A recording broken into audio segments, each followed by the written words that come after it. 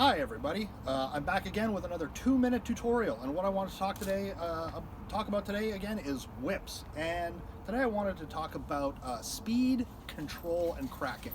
I always like to open these things by saying how everybody does things is going to be different. This is just my way and a style that works for me, and I'll pass that along. So one of the things that I'm not a huge fan of is people when they start to learn how to learn to throw a whip for play is this idea that they want to get into cracking, okay? And if you wanted to do just cracking, cool, like that's fine. But in terms of play, if the first thing you want to learn how to do is to crack, then what happens is, from my perspective, it teaches you some bad habits and some bad technique, okay? So if you just wanted to go ahead and crack, it's not that hard, right? The issue that I have with that is that if the first thing you want to learn is how to crack, one of the things you can see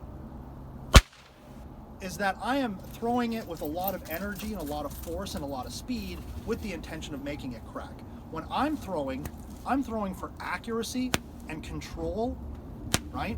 And so one of the things that you notice is that if you learn how to throw in a controlled way, right? When you're practicing aim and accuracy, one of the things that you find is that cracking becomes a natural derivative, a natural byproduct of good control, right? Of good technique. So if I wanted to crack, you can see, right? It's not that hard. It's my same motion, just done faster.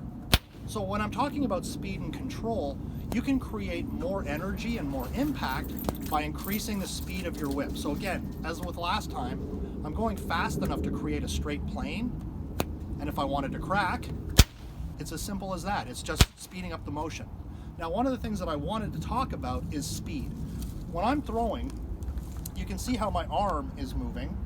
One of the things you want to be very careful about is a lot of people, when they want to generate more energy, is they extend their arm. Their arm comes out.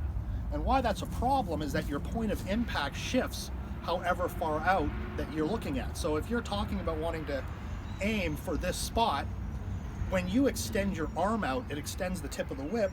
And if you're right-handed, right, it's going to be coming around, and instead of hitting this point, you're hitting up and through here, right? So that extension of your arm can throw the depth of your throw off.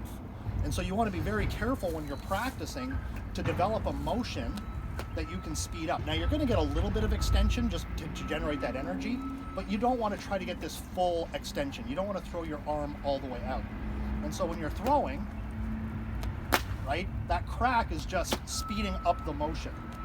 It's not a function of extending your arm. And that way you can control your speed, maintain your accuracy, and get that crack for effect if that's what you're going for. So don't teach yourself how to crack.